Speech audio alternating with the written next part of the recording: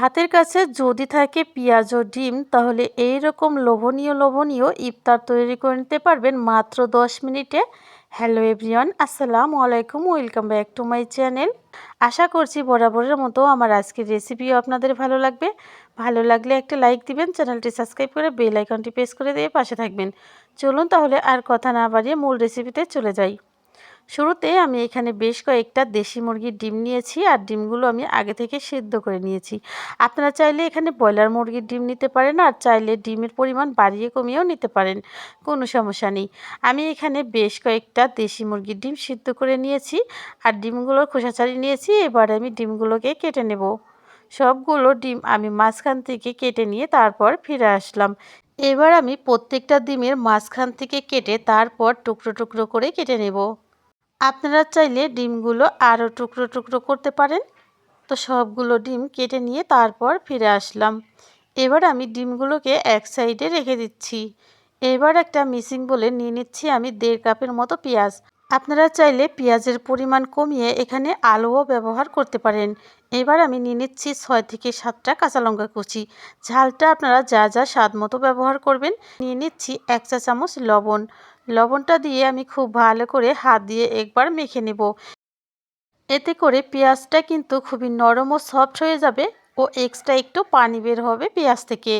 এবার আমি কিছু শুকনো মশলা অ্যাড করে দিচ্ছি। দিয়ে দিচ্ছি 1/2 চা চামচ লঙ্কা গুঁড়া, 1/2 চা চামচ ধনিয়া গুঁড়া, 1/4 চা চামচ হলুদ গুঁড়া, সেই সাথে নিয়ে নিচ্ছি আমি 1 প্যাকেট ম্যাজিক মশলা। আপনারা চাইলে এখানে চাট মশলাও ব্যবহার করতে পারেন। সাথে দিয়ে দিচ্ছি 1 চা চামচ আদা রসুন বাটা। এবার আমি নিয়ে নিচ্ছি 1 কাপ বেসন। অর্ধেকটা বেসন দিয়ে এবার আমি সমস্ত উপকরণ মিশিয়ে নেব। আমি এখানে ঘরে তৈরি বেসন ব্যবহার করেছি।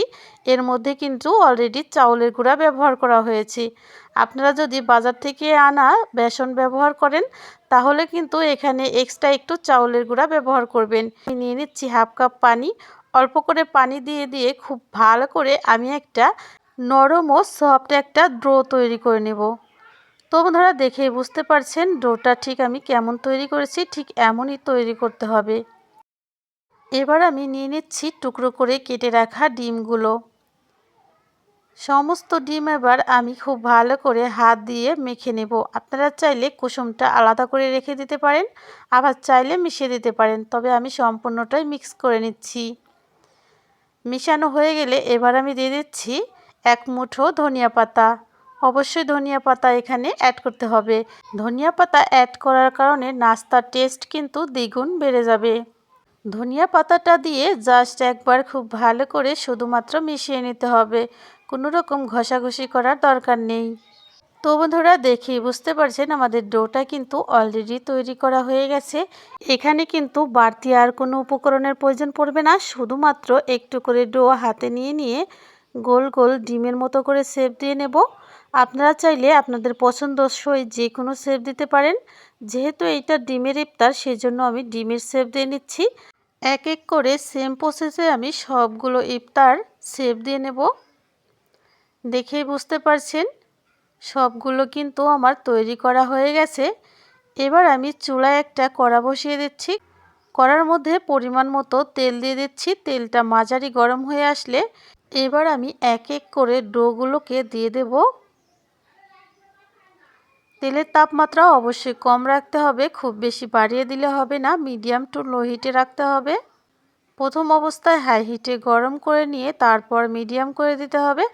মিডিয়াম আছে 1 মিনিটের মতো কুক করে নেওয়ার পর এরপর একটা একটা করে উল্টে দিতে হবে।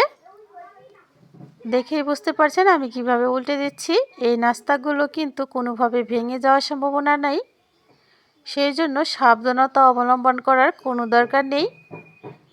একটা একটা করে সবগুলো উল্টে দিয়েছি। এবার আমি আরও 1 মিনিট ভেজে নিয়ে তারপর একটা চিপকির সাহায্যে ঠিক এইভাবে উল্টে পাল্টে দিচ্ছি। 1 মিনিট পর পর এইভাবে উল্টে পাল্টে গোল্ডেন ব্রাউন কালার করে ফ্রাই করে নিতে হবে। দেখেই বুঝতে পারছেন নাস্তাগুলো দেখতে কতটা লোভনীয় লাগছে। এইভাবেই উল্টে পাল্টে আমি ভেজে নিয়ে তারপর ফিরে আসলাম। নাস্তাগুলো ভেজে নেওয়া হয়ে গেছে। এবার আমি একটা তেল ছাঁকনি নিয়ে নিচ্ছি। তেল চাকনির উপরে আমি এক এক করে সবগুলো নাস্তা তুলে নিয়ে তারপর তেল ঝরিয়ে নেব। আর এইভাবেই এক এক করে সেম প্রসেসে সবগুলো নাস্তা আমি ফ্রাই করে নেব। তো বন্ধুরা, আপনারা চাইলে কিন্তু এই টিফিনগুলো দীর্ঘদিন ফ্রোজেন করে রাখতে পারেন। ইফতারের আগে বের করে তারপর তেলে ভেজে নেবেন। এবার আমি নাস্তাগুলো আপনাদেরকে দেখাচ্ছি কতটা মশমশা হয়েছে। আওয়াজ শুনেই বুঝতে পারছেন। নাস্তাগুলো দেখতে যেমন লোভনীয়, খেতেও কিন্তু খুবই সুস্বাদু হয়। একবার হলেও রেসিপিটি তৈরি করে কমেন্ট করে জানাতে ভুলবেন না। এবার আমি একটা নাস্তা আপনাদের ভেঙে দেখাচ্ছি। ভিতরটা দেখেই বুঝতে পারছেন কতটা লোভনীয় হয়েছে দেখতে। ইফতারিতে এইরকম একটা লোভনীয় ইফতার রাখতে পারেন। একবার তৈরি করলে বারবার তৈরি করার রিকোয়েস্ট আসবে। আজ এখানেই বিদায় নিচ্ছি। দেখা হবে পরবর্তী পর্বে। সেই পর্যন্ত সকলেই ভালো থাকবেন, আমার জন্য দোয়া করবেন। আল্লাহ হাফেজ। আসসালামু আলাইকুম।